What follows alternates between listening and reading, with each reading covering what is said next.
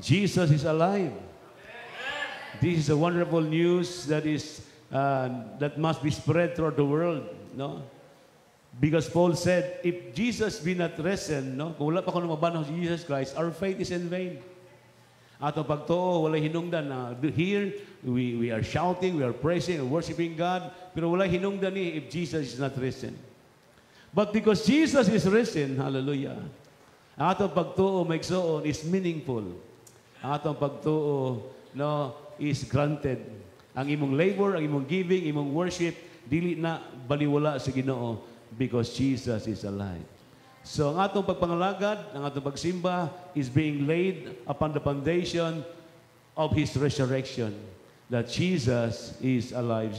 Shall we shout it again? Jesus is alive. Jesus is alive. Amen. He must remain alive in your life, in your situation, in your circumstances. Buhi si Jesus, makes on. Dili siya patay, dili siya natulog, wala siya nagbakasyon, naa siya kanunay sa atong presensya. That's why Paul said, he said, the Lord stood at my side and He strengthened me so that through me the gospel will be fully preached. Sa pagwali ni Pablo, iyang i-acknowledge that Jesus stood with him. Nagtindog, nagligon kaniya.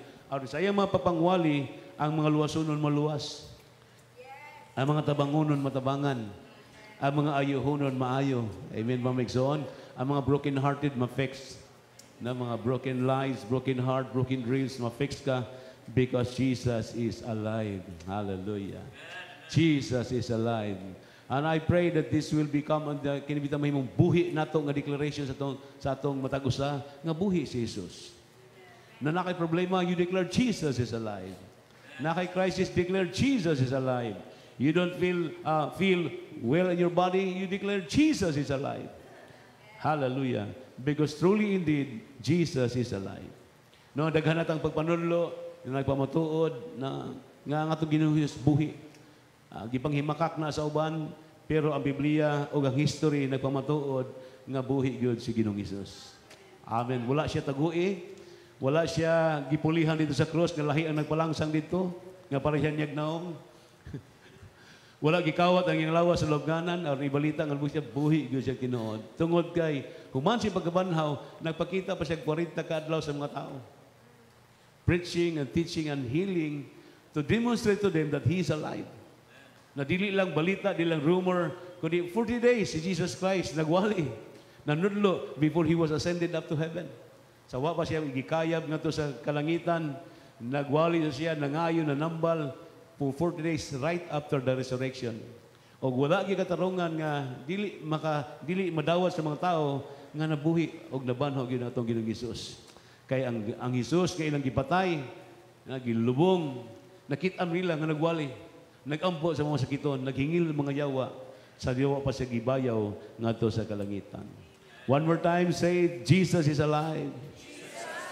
Say, Jesus is alive in my life. Amen. Kung lonely ka, depressed ka, disappointed ka, you make it a declaration that Jesus is alive in your life. Amen. Bigger 2021. No? Padayon ta sa atong tema sa Bigger 2021. We can expect bigger from the Lord because sa atong bagong video karon, because God is faithful. His word, when we pray to Him, His answer is yes and amen. Yes and amen. Oo, og amen ang tubag sa Ginoo sa diyang mag-ampo ta. Ingana ka man Ginoo. That's why we can enlarge your expectation for the salvation of your loved ones. Amen, mamigsoon. Usahay man ko, we're praying for our loved ones to be saved. Bila sa ato diri nga ang inyong mga loved ones need to be saved pa. Wala mo kamon. Now we have to believe that God is faithful to His word. That the word of God said, believe in the Lord and you and your house will be saved. We keep believing, declaring that Jesus is alive and He can fulfill His word and His promises. Then when we believe on Jesus Christ, we shall be saved and all the members of our household and our family. Bisag hunahuna nimo, wala pa sila nangausap, wala pa sila nangabago, wala sa mga luwas, but God is faithful. Even do not lose hope. Continue to believe in God that He is faithful. That one day, makaingon ka, as for me and my house, we will serve the Lord. Amen. Do you believe that? Make it a declaration. As for me and my house, we will serve the Lord. Amen. Every time mo declare ka ni, imagine na ang every member of your family nga wala pa maluwas. Because someday, one day, because Jesus is alive, He is faithful to His words, we and all the members of our family, we will serve the Lord. Hallelujah. So today, I would like to share to you the message I entitled, Making Jesus Known, Lift Jesus Higher. Yung name tapad, lift Jesus higher. Atong ipataas ang atong Ginoong Jesus. Making Jesus known. Not only that we have a personal experience of Jesus Christ, but we have to pray and we have to obey the leading of the Holy Spirit to make Jesus known. Ipaila-ila na to si Jesus sa uban. Pungutahan ako ninyo, iyan na ba yung nahibalag si Jesus Christ sa iyong kinabuhi? Have you really known and encountered Jesus Christ in your life? You need to have a personal, intimate, and real experience with Jesus Christ. Not just coming to church, not just attending Bible studies, but you need to have a personal experience with Jesus Christ. Ngayon, ikaw mismo nakaingon ka, I have an encounter with Jesus Christ. I have an experience with Jesus Christ. No? Ngayon, gihikap akong kinabuhi, akong giusab, akong gibago, iyang gitransform akong pagkatao. No, kina nga mga may balita, usa ka na ka may balita nga atong iisa si Jesus Christ ug ato siyang isangyaw sa uban. Amen. One more time, ingay mo tapad, make Jesus known. Hallelujah. Labi na gid atong Ginoo, buhi siya. Amen. Wala siya magpabilin sa lubnganan. Now in Mark chapter 16, I will be reading the whole chapter of Mark chapter 16. So, if you have your Bible, you can watch on the screen. Read with me with your eyes.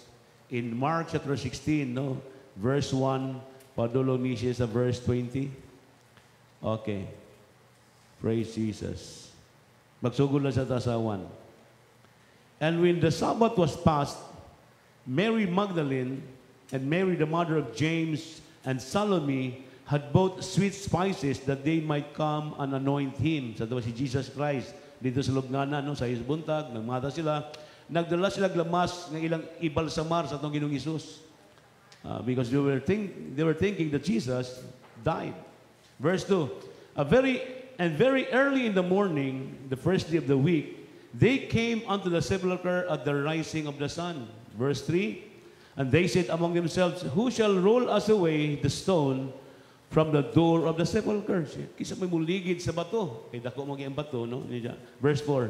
And when they looked, pagtanaw nila, they saw that the stone was rolled away, for it was very great. Dako ang ilang kahibulong, tungod kay sa pagpanglakaw nila, nagunauna sa kinsa kay muligid sa bato, nga puro sa bato mga babae. Dako na bato, gahil na bato ang bato. Pero na-surprise sila, kay pag-abot nila, naligid na ang bato. Verse 5, and entering into the sepulchre, they saw a young man sitting on the right side, clothed in a long white garment, and they were affrighted. Verse 6, and he said unto them, be not affrighted, ye seek Jesus of Nazareth, which was crucified. He is risen.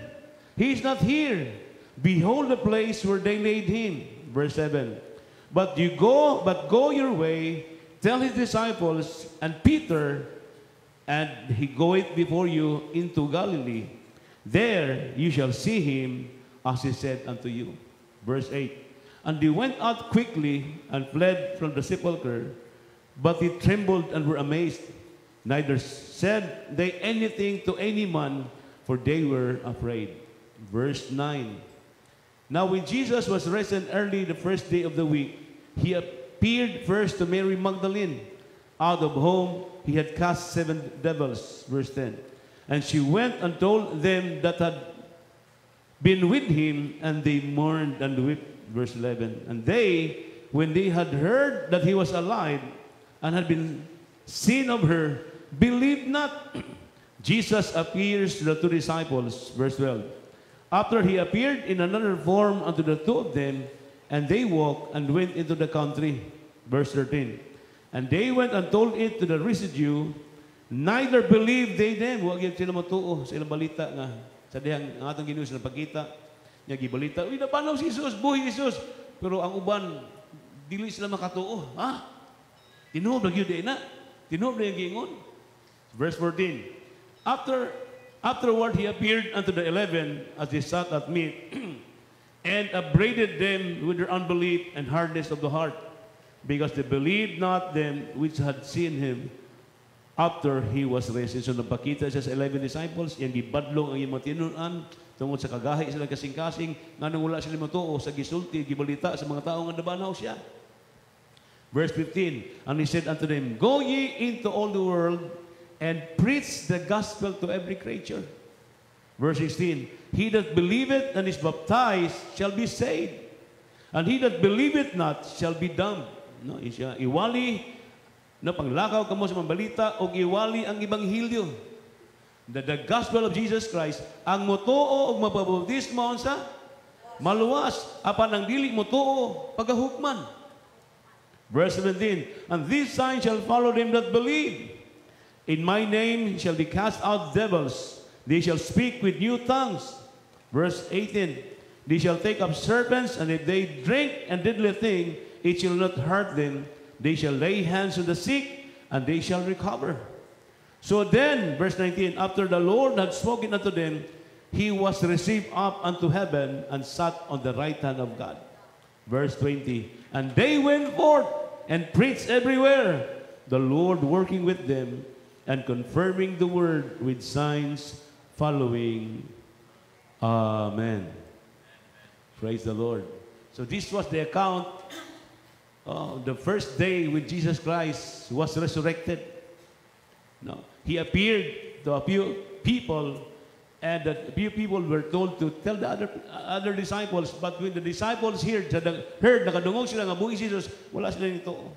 Ibadlaw sa atong Ginoong Hesus, o pipila ka adlaw ang atong Ginoong Hesus nagpakita o nagpiguban nila ingon nga buhi. Dili patay, but resurrected Jesus Christ. Nakiguban siya kanila, o niya, sa dihang ang Diyos nakiguban kanila, doon ay importanteng butang nga iyang gisulti kanila. Ang sa importanteng butang iyang gisulti kanila, nga kining maong balita sa iyong pagkabanhaw, dili angay ihilom, ililom, kinahanglan isangyaw gayon. This gospel of His resurrection must be proclaimed, must be preached. No? In other words, the climax of His resurrection, anong climax ba? Marabitaw kanta-bitaw sa tatoy kanta ganiha? Ending.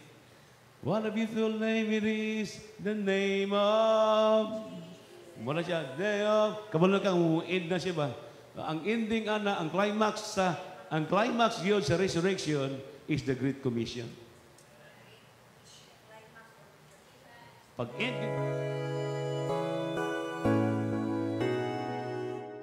this gospel of my resurrection must be preached to all creation. Nga iwali ang may balita, no? Making Jesus known to all creations. And also this, ang Mark chapter 16, klaro din that the church was empowered to preach the gospel.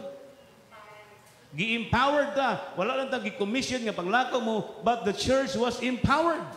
Gitaga gahom that signs and wonders and miracles shall follow if you obey and proclaim and preach the resurrected Jesus Christ. Hello? So ang pagkabanhaw sa itong Ginoong Hesus, dili lang na sa kabutang nga atong i-cherish nga malipay ta because he is risen from the dead. But this revelation of His resurrection is God gave to the church as the assignment, the Great Commission for us to preach the gospel of His resurrection. Pangutani mo tapad, have you preached the gospel of the resurrection of Jesus Christ to others? The Great Commission is making Jesus known. Amen? Atong iwali ang iyang, dili lang iyang kamatayon, ato pong iwali ang iyang pagkabanhaw. Everybody say, lift Jesus higher. Amen. Making Jesus known, we lift Him high. Hallelujah. We make known His death and we make known of His resurrection. Atong iwali nga siya namatay tungod sa sala sa kalibutan. Apan wala siya magpabilin sa lubnganan, nabuhi siya sa walay katapusan. Amen, pamigsoon. Basta ako may butang, this is a wonderful thing to just dwell and abide and enjoy, no? Kanang sige na tag hinahandom sa kaayo sa Ginoo, sa gugma sa Ginoo, sa grasya sa Ginoo. Pero wala tag itawag sa Dios ka magsigilag rejoice sa grasya sa Ginoo, magsigilag rejoice sa gugma sa Ginoo, magsigilag rejoice sa kaayo sa Ginoo. We are also commissioned to share what you have experienced in the Lord. Amen, Ma'am Exon. Dili lang kay natay testimonyo sa kaayo sa Ginoo, natay wow, ang Ginoo maayo kayo, giluwas ko niya gikan sa yanang sa sala. Ako gikuha ni Jesus, no. Gikan sa akong pagkabadlungon karon, iya akong giusab, iya akong gibago, gikan sa akong pagkamasakiton, iya akong giayo, gikan sa akong walay tumong na ako'y direksyon sa kinabuhi, gikan sa akong kapobrehon karon na imong hayahay akong pagpuyo. Dili tungod kay aron lang imong i-enjoy ang mga panalangin sa Ginoo kundi atong iambit sa uban. Hello. Mo ni giingon sa angel sa mga babae sa Mark chapter 16 verse 6 and 7, beginning with 6 na siya. And he said unto them, giingon niya, be not affrighted. Ye seek Jesus of Nazareth which was crucified. Inyong gipangita si Jesus kang gilangsang siya. He is risen, nabanaw siya. Wala na siya sa krus, wala na siya sa lubnganan. He is not here. Ngayon siya, behold the place where they laid him. Tanawa ang lugar nga dito siya gibutang. Wow. Dito nakita nila and they were so overwhelmed. Wow, indeed, truly indeed, Jesus was risen from the dead. Na-overwhelmed sila, na-overexcited sila, nga tinuod yun ay, nga nabanaw si Jesus. Buhi ang Ginoong ilang gialagaran. O tungod kay buhi si Jesus, naa siya'y garantiya nga tinuod yun ang kinabuhing walay katapusan ng gisahan ni Jesus. Tinuod ang giingon nga, I will go to the Father and prepare a place for you. And I will return again so that I can bring you to the place that I prepared for you. So tinuod ang paraiso. Tinuod ang kinabuhing walay katapusan. Tinuod ang kaluwasan tungod kinabuhi man si Jesus. Patanawa siya gisulti sa angel sa verse 7. Behold the place where they laid him. Sa verse 7, gaingon diha. But, nindot kayo to behold, to enjoy the resurrection of Jesus Christ that bring forth change sa itong kinabuhi, nag-usab sa itong kinabuhi, nag-ayo sa itong sakit o balatian, nagtubag sa itong mapag-ampo, nag-usab sa itong kinabuhi, nagbago ka na ito. Pero naingon ng angel diya, ayaw hunong diya, but go your way and tell his disciples. Wow. Kisay, nagtuod din nga you have a genuine encounter with Jesus Christ. He is your Savior. Amen? He is your Redeemer. He is your healer. Ang uban ka na ito, naka-experience ng miraculous healing from the Lord. Ang uban ka na ito, naka-experience ng miraculous transformation. No? Ang imong uyaw, wala makausab mo. Ang imong eskwelahan, wala balik-balik ka sa guidance counselor, wala ka makausab. Na-priso na lang ka, ang warden, wala gid makausab mo. Pero sa na-encounter mo si Jesus Christ, in an instant, your life was changed. Was transformed because of Jesus Christ. Pero kanibitaw nga experience of this transformation of the change that Jesus made in our lives, dili niyo sa kabutang lang ato lang i-embrace, atong i-keep silent. These are the things that needs to be announced, to be proclaimed. Hallelujah. Amen. To be said to other people. Naagi mabutang atong experience ka, ayaw pagpakahilom. Ini dapat ayaw pagpakahilom. Ina siya pala ayaw pagpakahilom. Amen. Because what you have experienced, what you have encountered, no, there are lots of people that need to experience what you experience. They need to receive what you have received. And also in buhaton, we go our way and tell them. Ingon na angel siya, behold the place where they laid him. Tanawa, buhi si Jesus, nabanaw siya, tinuod yung mga saad. Apan, ayaw pagpakahilom. Ayaw lang suluha ang imong kaluwasan. Amen? Ayaw suluha ang panalangin sa Diyos sa imong kinabuhi. Isulti o gisangyaw kundi sa uban. Go your way, tell his disciples and Peter, and that he goeth before you into Galilee. There he shall see him, and said unto him. So usadi ay kamaay ang climax sa resurrection sa Ginoong Hesus, dili na maginamalalis na banhaw ato Ginoong Hesus. Amen, mamigson. Bisag unsaon pagdebate sa mga tao, the Bible and history itself cannot be changed. Jesus is indeed risen from the dead. Buhay gid siya kung nabanaw siya. Pero dili niya siya sa kabutang lang atong i-embrace atong kinabuhi. Yes, we embrace it. Napalipay ta for the forgiveness of sins, salvation and redemption. But these are the things that dili lang atong i-embrace ang kaugalingon, but to share to other people. The climax of his resurrection is the Great Commission. Making Jesus known. Kung hongi mo tapating na, make Jesus known. Atong isulti si Jesus. Ayong ikaulaw si Ginoong Jesus, make so on. Lift Jesus higher. In John chapter 12, beginning with verse 32, nag-iyon din na. Jesus said, and if I be lifted up from the earth, I will draw all men unto me. So it was Jesus' desire to draw all men. Gusto niya ang mga tao maduol kaniya. Gusto niya ang mga tao maluwas. Gusto niya ang mga tao makasinati siya yung gugma. Gusto niya ang mga tao, tanang tao makasinati sa kaluwasan. Ngayang gitagana, nga libre, sa tanang mutuo kaniya. No? He desired to draw all men unto Him. Pero ang usa ka butanga that can draw people unto Him is when we lift Jesus Christ up. We make Him known to other people. Sa atong isulti si Jesus sa uban, atong isangyaw si Jesus, atong iisa si Jesus sa ubang mga tao, God can draw that person to Him. Madalas ni Jesus kanang tawhanan ngadto kaniya kung imo silang sultihan mahitungod kang Jesus. Amen. Amen ba migson? If you truly believe that Jesus is alive and is risen from the dead, it must give us the passion and the zeal to tell other people that Jesus loves them also. Amen? We will lift Him up. We proclaim and we declare Jesus Christ. Duha ka butang atong i-declare. The Gospel of Jesus Christ, number 1, sa verse 33. This said, signifying what death that He should die. No? We lift up, no? Atong i-lift up ang iyang kamatayon na namatay atong Ginoong Hesus. Tungod kay kung walay kamatayon, walay pagtulo sa dugo, wala may kapasayloan sa sala. Sa tinuod yun nga namatay si Jesus, nga bayad sa itong mga sala. Mga grupo nga ilang ipanghimakak atong Ginoong Hesus namatay. Dahil mga grupo, gasulat ko isa ng mga libro, no? Nga atong Ginoong Hesus kipulihan dito sa krus.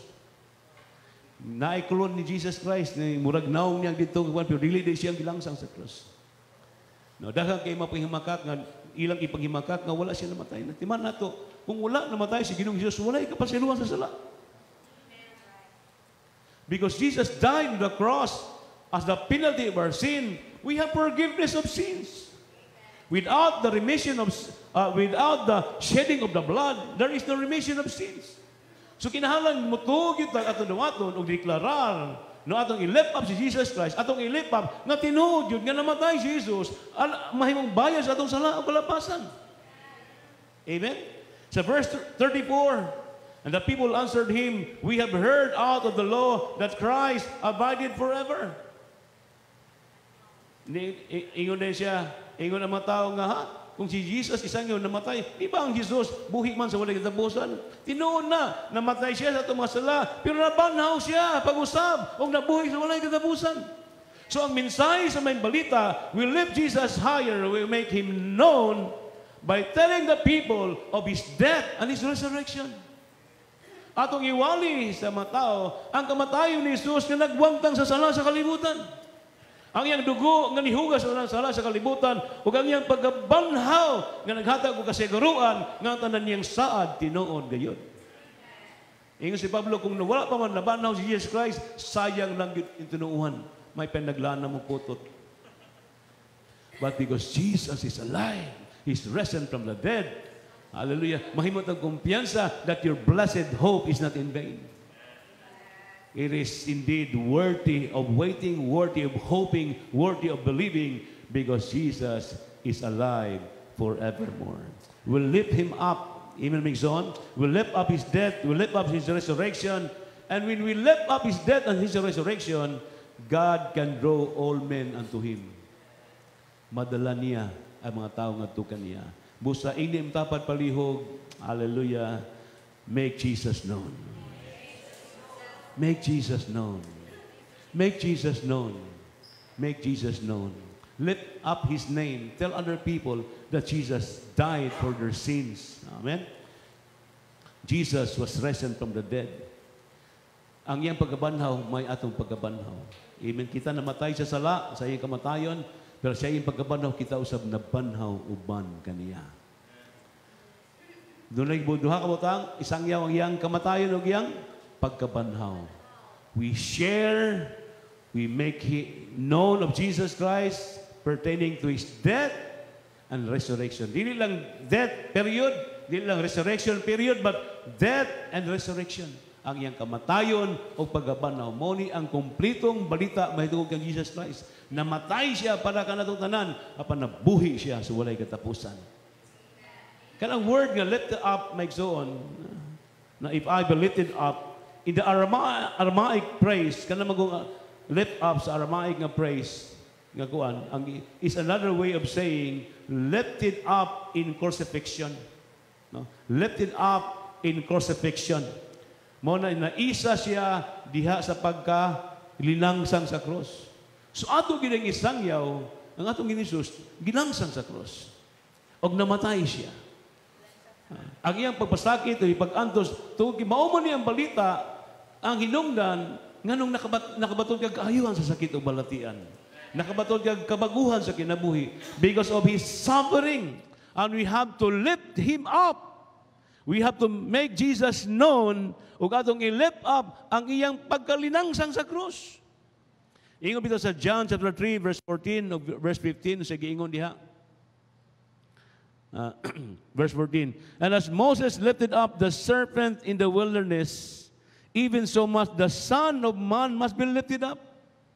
Katukulong halas nga gibutang sa gilangsang nila sa kahoy, giisa dito ug ang tanang tawo nga mutan na maluwas, ang anak usab sa tawo ang atong Ginoong Hesus iisa nga gilangsang sa krus. Makita sa tanan nga siya gilangsang sa krus. So di iyang paglinangsang sa krus, usa ka to kasinggit og announcement, hey, ang tanang mutuo, your sins are forgiven. All your debts are being paid in full. Amen. Hallelujah. Importante nga atong iwali o gisangyaw, i-lift up ang iyang pagkalinangsang sa krus. Kay mao katong bandira nga nagsulti sa kaaway, oy, pinasaylo na na. My sins are forgiven. Bayad na, wala na ko'y utang, fully paid na. Di na kinahanglan nga akong sakito, akong galingon kada Biyernes Santo. Di na ko kinahanglan magpalangsang pa kada Biyernes Santo. Di na ko kinahanglan magpalatos-latos pa kada Biyernes Santo. Because what Jesus paid is complete and full. Walay kulang sa gihimo ni Jesus. And we have nothing to add to it. Amen? Wala kay ikaduga nga ito kay kompleto na kadto. Di man mahimo nangutang kag 1,000 yan, gibayaran sa imong papa imong 1,000, yung mga gibayaran ka ni papa, ako ang napa gibasig kulang ba to yung bayad. Kompleto ng bayad. Amen, makes on. Tanawa sa verse 15. Whosoever believeth on Him should not perish but have everlasting life. We need to lift up Jesus Christ, lift up His crucifixion. As Moses lifted up the serpent, so the Son of Man must be lifted up. We lift Him up. We tell people that Jesus died for their sins. They need not to die for themselves because somebody died for them. Somebody died for you. Hallelujah. Amen, mamigson. Dili na kita angay mag-antos, kana na nagpaantos para kanato. Dili na kinahanglan mapasakit, kana na napasakit alang kanato. Ug mauni ang mensahe nga to isulti sa uban. So, tidaha mga tao karon nga gusto ba yung mapasakit silang kaugalingon kay gusto lang bayaran ilang mga sala. Wala kay ikabayad siya mga sala. Dili mo kayang bayaran ang imong mga sala. Walay usa ka nato nga kayang bayaran atong mga sala. Only Jesus Christ. The 100% man, 100% God can fully pay our sins. Sa Galatians 3:13, usa kini ka reminder alang kanato why we should lift Him up, lift Jesus Christ, His crucifixion. No, because Christ hath redeemed us from the curse of the law, being made a curse for us, for it is written, cursed is everyone that hung on the tree. Na ang iyang pagkabinitay sa krus, sa Kalbaryo, ato makita nga ang tanang tunglo nga ato tang dawatonon iyang gidawat. Dito sa krus sa Kalbaryo, yung makita si Jesus Christ, siya ang nisalo sa silot nga para kanimo. You are redeemed now from the curse of the law. You are no longer under the curse. Dili na anger sa tunglo. Kung saan ang tunglo? Kawadon, kapobrehon, sala, sakit o balatian. But Christ hath redeemed us from the curse of the law. We praise Jesus. We praise the crucified Jesus Christ because we declare that His crucifixion is your redemption. He redeemed us from the curse of the law. Usam nang redeem? Kanang giipuli ba? Great exchange. Kita tayo ilangsang, pero siya nagpalangsang ka na to. Siya'y kastiguhon, kita'y kastiguhon, siya'y nagpakastigo para ka na to. Hello? Kita'y nakasala, pero siya'y nisalo sa silot, aron kita malibre sa silot. That's why the Great Commission sa Ginoo, no, the climax of His resurrection, iwali yun ang iyang pagkalinangsang sa cross. Gilangsang siya sa cross para ka na to. Wow. Hallelujah. Ang kasakit ang gidawat para to kanimo kanako aron dili na ta dapat magantos pa. Amen ba migsoon?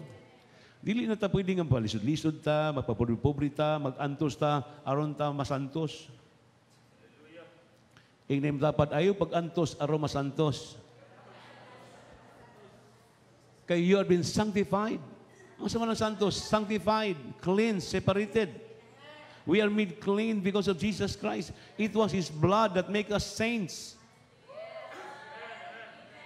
Amen. Tawag kayo mo tapad ina Santa Rosalina, Santa Jinky, Santo Dios. We are royal priesthood. A peculiar people. Washed by the blood of Jesus Christ. Mabitaw nga, mga epistles yan ni James and ni John to all the saints, sa tanang mga santos nga nagpuyo. Mga buhi ang iyang isulatan. People are being washed by the blood of Jesus Christ, sanctified, are called saints. Amen? O si Jesus Christ ang nagpasakit para masantos ka. Iyang giantos ang tanan para masantos ka. Amen, Pamigson? He redeemed us.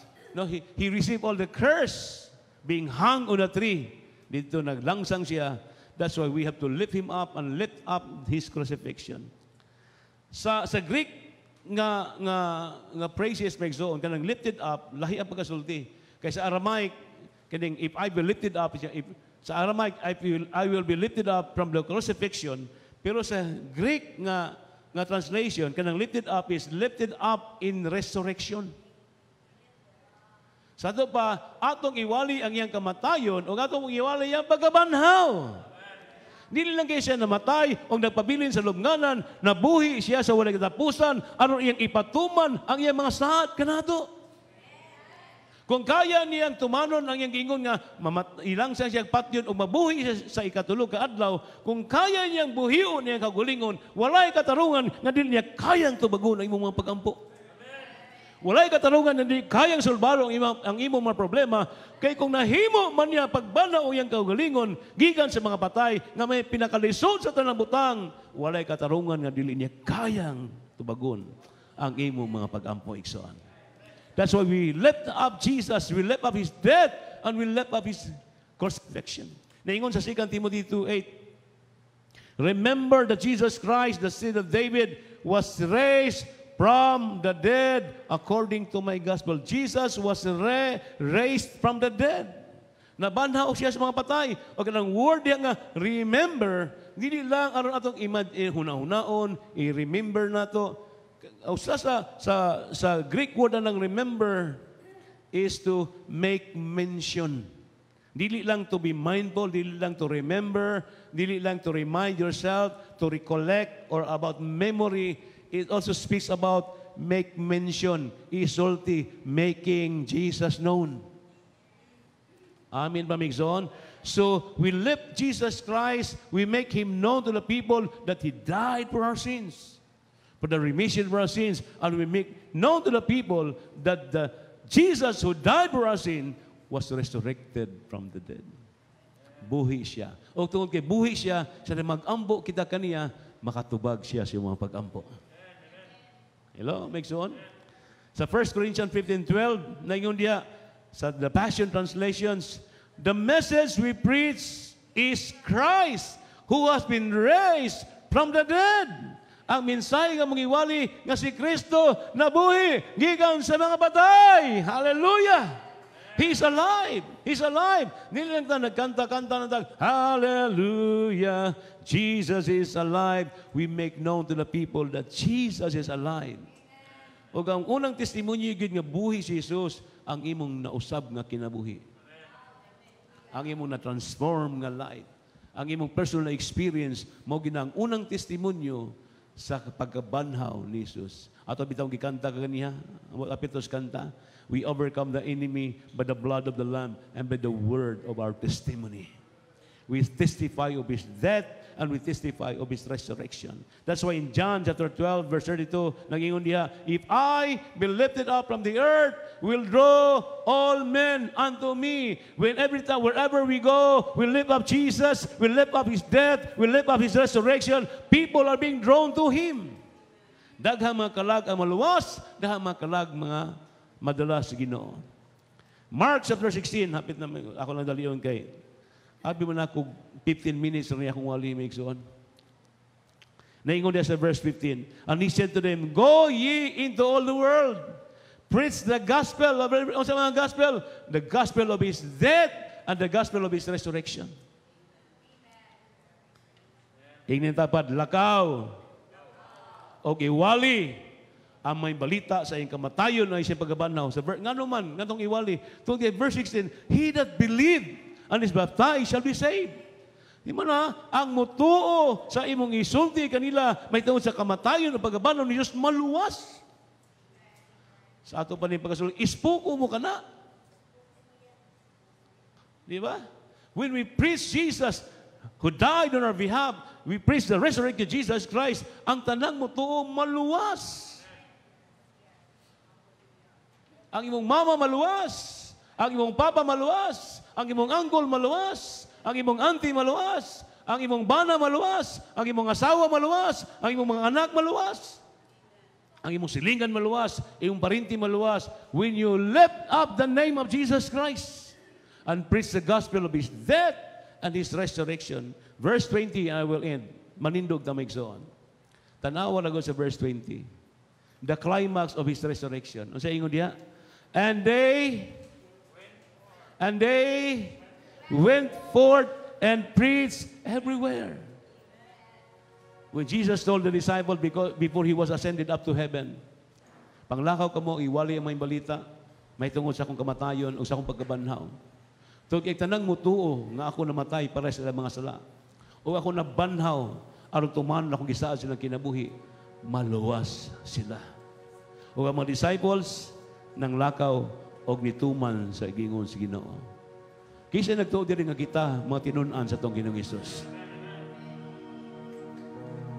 O nga kanindot lang kay nagingon diha, and the Lord working with them and confirming the word with signs and wonders following.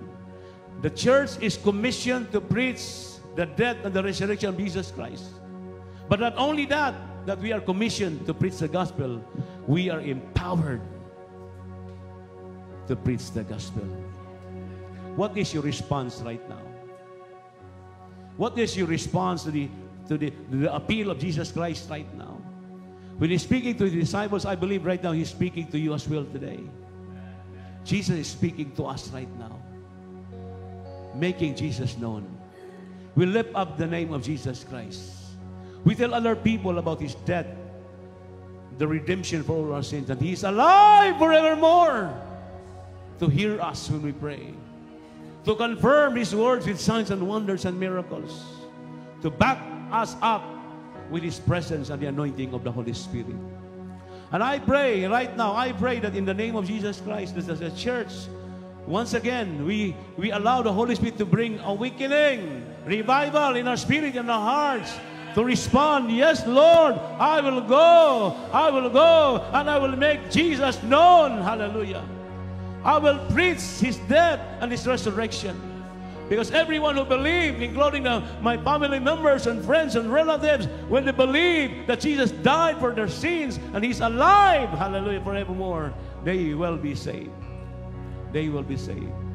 As we sing the song, worship before the Lord right now, I want you to just pray a simple prayer in your own words right now. A prayer of commitment, a prayer of dedication. Lord, use me. Lord, here am I. Gamit ako, Ginoo. I will make you known. I will make you known, Jesus Christ, your death and your resurrection. Hallelujah. Hallelujah.